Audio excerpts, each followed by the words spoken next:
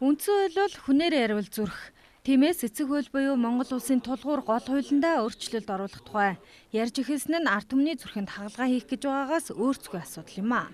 Тиймээс эмчнэр зүрхний хагалгаанд орохын тулд бэлтгэлээ эртнээс хангадагтай адил үндсэн хуулиндаа өөрчлөлт оруулахын тулд их хурлын гишүүд иргэдийнхээ санаа бодлыг сонсож бүх ард түмнэрээ хэлэлцүүлэх шаардлагатай. Гэхдээ мэргэжлийн хуульчдынхаа санаа бодлыг хуулийн төсөлд түлхүүхэн тусгах хэрэгтэй юм а гэдгийг иргэд ярьж байна. Одоо бүр хорон дээр очиод бариад ингээд өшөө яах юм бол өшөө надаас илүү өөр улсуудаас илүү мэдлэгтэй мэргэжлийн улсууд байгаа шүү дээ. Одоо энэ эрдэнэт толгууруулж хийсэн дээр баг. Одоо ард иргэд бид нар ч юм бол үндсэн хуулийг ингэж өөрчилгөл хүм бол гамдаа нэг юм ярина. Тэгж болохгүй баг. Тэгвэл ер нь эрдэнэт тэр иргэд үндсэн хуулийг баталж яасан улсууд тэр үндсэн хууль дээр ажилласан тэр мэргэжсэн тэр мэргэжлийн хуульчтайгаа эрдэнэтийн саналыг авч ээж л ер нь үндсэн хууль оролдохгүй зүгээр нэг ганц хоёр хүний саналаар ард иргэдийн санал гэдэг юмар тэр далбаандаар үндсэн хуулийг оролдох юм бол ер нь хэцүү гэж бодож байгаа юм байна. Одоо бас ард иргэдээ сонсно гэд нөгөө хуулийг бас гойлох ч юм уу тийм янз янз. Их л сайн хувилбарыг сонгох хэрэгтэй л гэж бодож байна. Одоо мэрэгсэн хуульчдын үгийг сонсох хэрэгтэй байна гэж хэлнэ. Ялангуяа одоо Монгол улсын мундаг хуульч одоо чимдгөө байлаа шүү дээ тий. Тэр үеийн хүмүүсийн гаргаж ирсэн хууль хүний яг амьдрал төрөхээр тийм ойрхон хууль байж гэж үзүүлэх гээд байгаа байхгүй. Одоо бол мэдчлийн чадвартай хуульчдын үгийг сонсооч ээ. Тэгээд дээр нь ард түмнийхээ дуу хоолойг сонсооч гэж хэлмээр байна. Тэр нэг урд нь өөрчлөлт оруулсан нэг 7 өөрчлөлт биш үү те. Тэр өөрчлөлт эргээд хасагдаад яг ихний юугаараа л байгаасаа л гэж бодож байна миний хувьд. Үндсэн хуульд бүхэлд нь биш хэсэгчилж өөрчлөлт оруулах шаардлагатай гэж ажлын хэсгийн гишүүд үзсэн.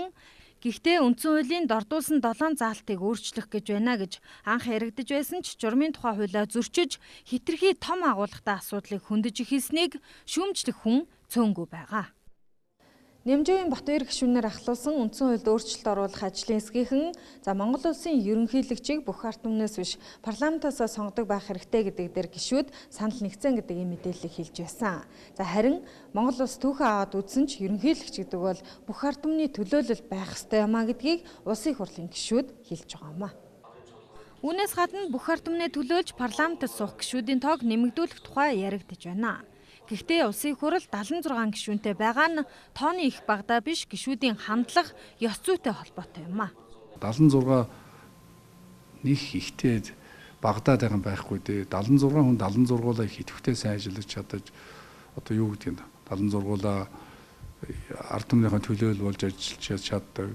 Их хурл дээр аригтаар сууддаг. Их хурлынхаа ажиллагааг тасалддаг. Их хурл дээр зодоон цохио хийдэг. Үнэхээр одоо хууль дүрмэн дээр маш сайн ажиллах юм бол энэ 76 тахгүй шүү дээ. Хэрвээ үнэхээр яг жинхэнэ тэр дэгийн тухай хууль болон эсвэл үндсэн хуулинд тодорхой заагаад өгчмөр байгаа бусдын конофиг дарах юм бол төрийн эрх мэдлийг хууль бусаар хэрэгэлсэнтэй адил гэж. Хэрвээ ингэж заачих юм бол хүмүүс нөгөө төлөөлийн ардчилдаа үнэнч байна л да. Үндсэн хуульд өөрчлөлт оруулах асуудал 2004 оноос эхлээд яригдж эхэлсэн. Гэхдээ өнөөдрийг хүртэлх хугацаанд аль ч парламент нэмэлт өөрчлөлт оруулж амжаагүй бөгөөд чадаагүй.